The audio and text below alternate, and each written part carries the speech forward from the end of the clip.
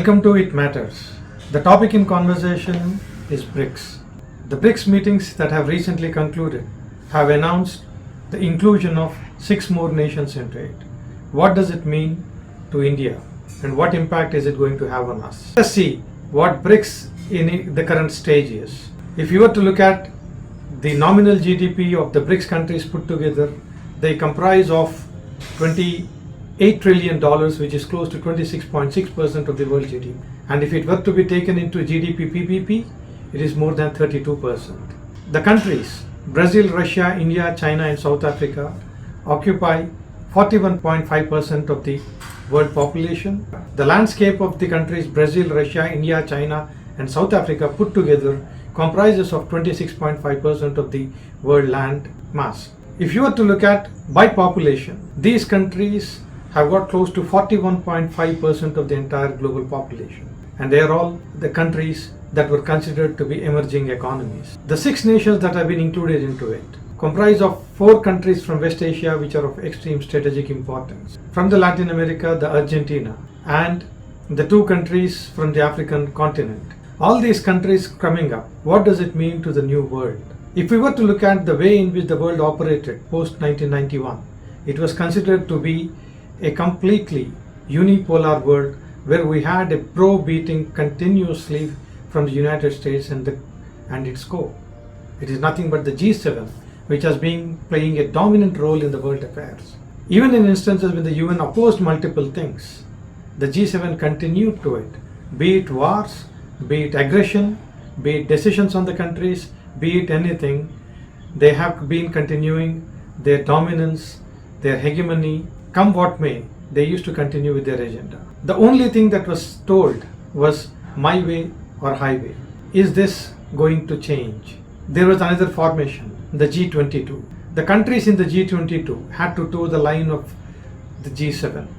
There were multiple occasions when in the G22 summits, the developing economies were pushed to a corner at multiple times. But given now, the BRICS formation is coming out at a time when there are new consequences that are shaping up. What are these consequences? The first and foremost is de-dollarization. De-dollarization is adding as a benefit to these countries when they have been trading with each other. And what consequence of these countries are going to be? Is it that the Indian IT, which has been largely successful because of the projects from the global north? Yes, of course. We see a changing trend in the last few years, that the Indian domestic industry which is growing up, the new opportunities that are shaping up because of the exchange of technologies among these nations. For instance, one example has been the acceptance of UPI. The acceptance of UPI at multiple countries. For instance, Russia has accepted it, the UAE is accepting it, and there are many countries which are considering it to be the de facto payments gateway. So the relations, the technological relations, the innovation relations are bound to change among the countries among the BRICS. So these are going to shape up new opportunities and they're going to shed out new kinds of relations among these countries of the global south. It is for the first time that a UN Secretary General has attended the BRICS summit. What does it mean? Does it mean anything? Yes, it means a lot. And it is all the more important to look at what did he say in his inaugural address. He specifically said that as the global community moves towards multipolarity, we desperately need and have been vigorously advocating for a strengthened and reformed multilateral architecture based on the UN Charter and the international law. This was said by none other than the UN Secretary General himself. Yes, it means a lot.